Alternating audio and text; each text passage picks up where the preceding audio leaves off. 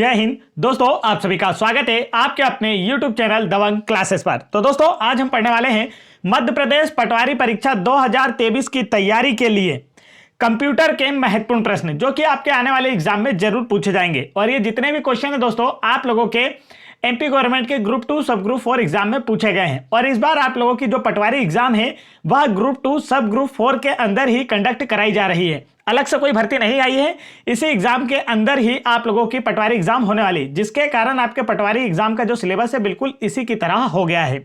तो वीडियो में लास्ट तक जरूर बने रहें ताकि आप लोगों को पता चल सके कि नए पैटर्न के आधार पर पटवारी में कैसे क्वेश्चन पूछे जाएंगे। तो देखिए, यहां पर फर्स्ट क्वेश्चन आपसे क्या पूछा गया है। क्वेश्चन में पूछा है एमएस वर्ड 2010 में कर्सर के बाईं तरफ एक कैरेक्टर को डिलीट करने के लिए किस कुंजी का उपयोग किया जाता है। तो इसका जो राइट आंसर है दोस्तों वह है आप लोगों का option number first, back space button का। एमएस वर्ड 2010 में कर्सर के बाईं तरफ एक कैरेक्टर को डिलीट करने के लिए बैक स्पेस बटन का प्रयोग किया जाता है। आप एमएस वर्ड चला रहे हो, नोटपैड चला रहे हो या फिर कोई अदर एप्लीकेशन चला रहे हो, यदि आप लोगों को कर्सर जहां ब्लिंक कर रहा होता है दोस्तों उसके बाईं तरफ का एक कैरेक्टर को डिलीट करना है तो आप लोग हमेशा बैक स्पेस का ही यूज करेंगे। तो इसका राइट आंसर कौन सा होगा, बैक स्पेस बटन का। आगे बढ़ते हैं नेक्स्ट क्वेश्चन की ओर। नेक्स्ट क्वेश्चन में यहां पर आप लोगों से पूछा है एमएस एक्सेल 2007 में कितने वर्क बुक व्यू उपलब्ध होते हैं। चार ऑप्शन आपको दिए गए हैं और पूछा गया है एमएस एक्सेल 2007 में कितने वर्क बुक व्यू उपलब्ध होते हैं। तो इसका जो राइट आंसर है आपका ऑप्शन नंबर 4, 5।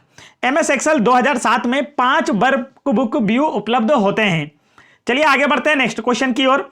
नेक्स्ट क्वेश्चन में आप लोगों से पूछा गया है एमएस वर्ड 2010 में कितने प्रकार के सेक्शन ब्रेक हैं। चार ऑप्शन आपको दिए गए और पूछा गया है एमएस वर्ड 2010 में कितने प्रकार के सेक्शन ब्रेक हैं। तो इसका जो राइट आंसर है दोस्तों वह है आपका ऑप्शन नंबर फर्स्ट, 4।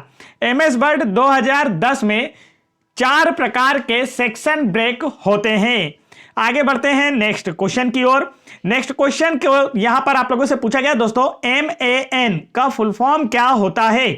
चार ऑप्शन आपको दिए गए और पूछा गया है MAN का फुल फॉर्म क्या होता है। तो दिए गए ऑप्शंस में से आप लोगों को आंसर बताना है इस MAN का फुल फॉर्म। राइट आंसर है दोस्तों option number second, metropolitan area network. MAN का फुल फॉर्म होता है metropolitan area network.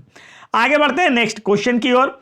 Next question में यहां पर आप लोगों से पूछा गया है डाटा और प्रोग्राम कहां संग्रहित होते हैं जब इनका उपयोग प्रोसेसर के द्वारा किया जाता है। चार ऑप्शन आपको दिए गए और पूछा गया है डाटा और प्रोग्राम कहां संग्रहित होते हैं जब वो प्रोसेसिंग के दौरान होते हैं या फिर जब उनका उपयोग प्रोसेसर के द्वारा किया जा रहा हो। राइट आंसर है इसका ऑप्शन नंबर 3, मेन मेमोरी में। डाटा और प्रोग्राम मेन मेमोरी में स्टोरेज होते हैं जब प्रोसेसर के द्वारा उनका उपयोग किया जा रहा हो। आगे बढ़ते हैं नेक्स्ट क्वेश्चन की ओर।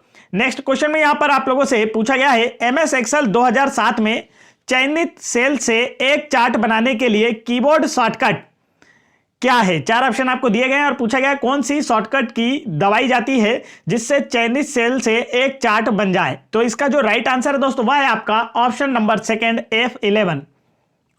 एमएस एक्सेल 2007 में चयनित सेल से एक चार्ट बनाने के लिए कीबोर्ड पर F11 फंक्शन की या शॉर्टकट की का उपयोग किया जाता है।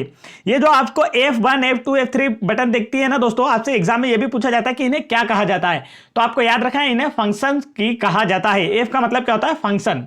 यहां पर देखिए नेक्स्ट क्वेश्चन में आपसे क्या पूछा गया है मैक्रो सक्षम एक्सेल 2010 टेम्पलेट फाइल के लिए निम्नलिखित में से कौन सा एक्सटेंशन होगा। राइट आंसर है इसका option number first, .xltm। MS Excel 2010 में टेम्पलेट फाइल के लिए जो एक्सटेंशन होता है दोस्तों वह .xltm होता है। आगे बढ़ते हैं नेक्स्ट क्वेश्चन की ओर। नेक्स्ट क्वेश्चन में आपसे पूछा है एमएस वर्ड 2010 में न्यूनतम जूम का जो प्रतिशत है वो कितना है। तो ये काफी इंपॉर्टेंट क्वेश्चन आप लोगों से पूछा गया है, 2 शिफ्टों में आप लोगों से एग्जाम में पूछा गया था। तो इसका जो राइट आंसर है दोस्तों वह है आप लोगों का option number third, 10%।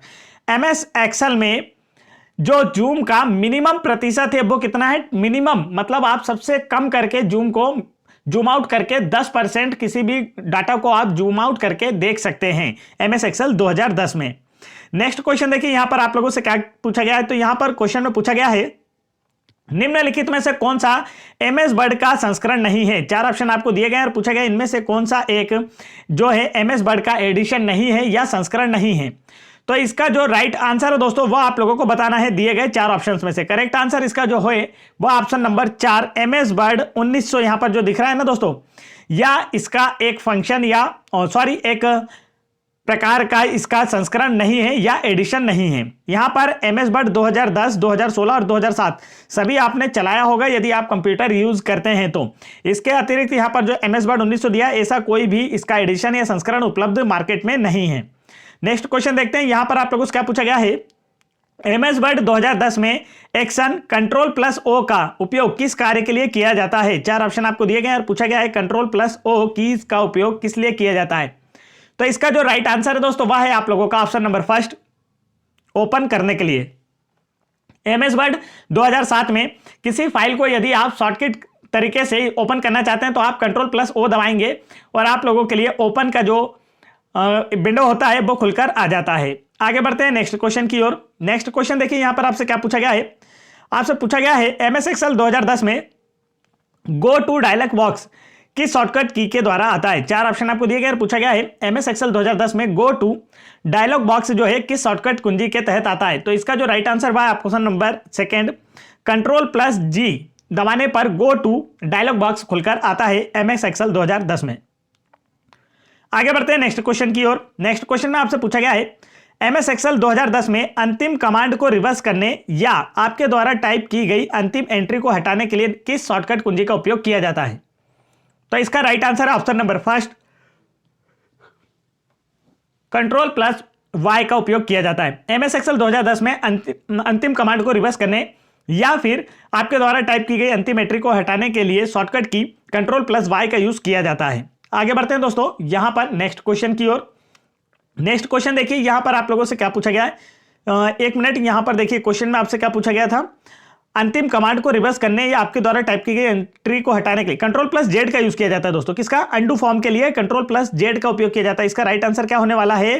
Control plus Z इसका करेक्ट आंसर होने वाला है। 2010 में अंतिम कमांड को रिवर्स करने या आपके द्वारा टाइप की गई अंतिम एंट्री को हटाने के लिए, मतलब हमने कोई एक डाटा एंटर किया उसे हमें अंडू करना चाहते हैं तो हम किसका यूज करते हैं? कंट्रोल प्लस जेड का यूज करते हैं। राइट आंसर होगा option number third. Next question देखिए यहां पर आपसे क्या पूछा है।